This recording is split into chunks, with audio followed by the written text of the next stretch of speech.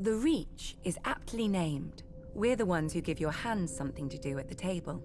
As the most fertile region of the Seven Kingdoms, we grow the lion's share of the grains and fruit that feed this country.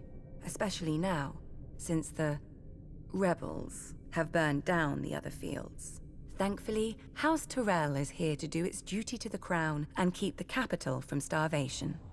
Yet, as with all gardens, weeds grow in the Reach too, though few name them as such.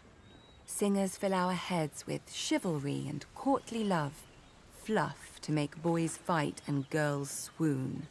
Oh, the songs are good enough for a pleasure barge down the Mander. They give pleasure to the common people and harmony to the realm. But if the rise of House Tyrell proves anything, it's that virtue and honor have their place. And if you're not careful, that place is the grave. Unlike the Lannisters, Starks, and Arryns, we were never kings in our own right. House Gardner ruled the Reach since the Dawn Age, and we were their stewards.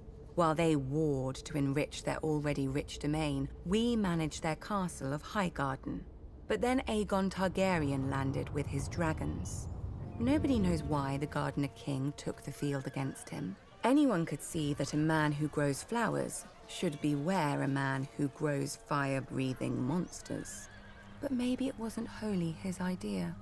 Maybe someone whispered in his ear about all the face he'd lose with the other 6 kings if he stayed home. The rest is history. The last Gardener King lost his face, along with his body, and his steward Harlan Tyrell promptly yielded Highgarden to Aegon. My grandmother swears that Harlan was like most of our men and grew up banging steel together too loudly for a thought to penetrate. But luckily, his wife had better sense. Whatever the case, in return for Harlan's show of sense, Aegon proclaimed House Tyrell the Lords of the Reach and Wardens of the South, passing over all the other houses with better claims. House Hightower, who were kings before the Andals came, their seat is the oldest city in Westeros. They call it Old Town. Wealthy, proud, and solitary, there have been Hightowers who wouldn't come down from their great lighthouse for decades. Its name, fittingly, is the Hightower. House Florent, who had actual blood ties to the Gardeners. They whinge about their ancient rights to Highgarden every once in a while, and now that their daughter is married to Stannis Baratheon, about their rights to all of Westeros too. Apparently, putting a fox on your banners doesn't impart a fox's wiles. House Tarly, who still gives the Reach the best soldiers it has. If Aegon had named them as his lords, the Reach would have become the greatest military camp in the world, until it starved to death. The price for conscripting all the farmers. Yet Aegon chose us.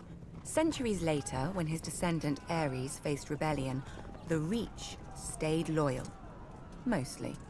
My father, Mace, dealt Robert his only defeat in the war, even if it was my father's vanguard who did most of the fighting before he arrived.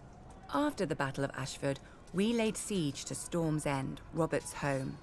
Unfortunately, the war ended before we could take it and free up our armies to go save the king. The new King Robert had a forgiving nature. Our crimes were brushed aside without even one execution for the sake of formality. Our family was surprised until Robert's new hand, Jon Arryn, came by with the bill. The Reach is second only to the Westerlands in wealth, and Robert meant to spend as much of it as he could get his hands on.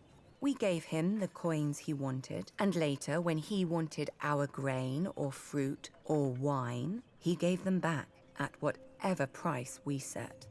Now, much of Westeros is ashes. The rest of it is armies. As the Starks are fond of saying, winter is coming, and for leagues outside the capital, there isn't a harvest to be seen. Have no fear. The Reach is, as always, bountiful.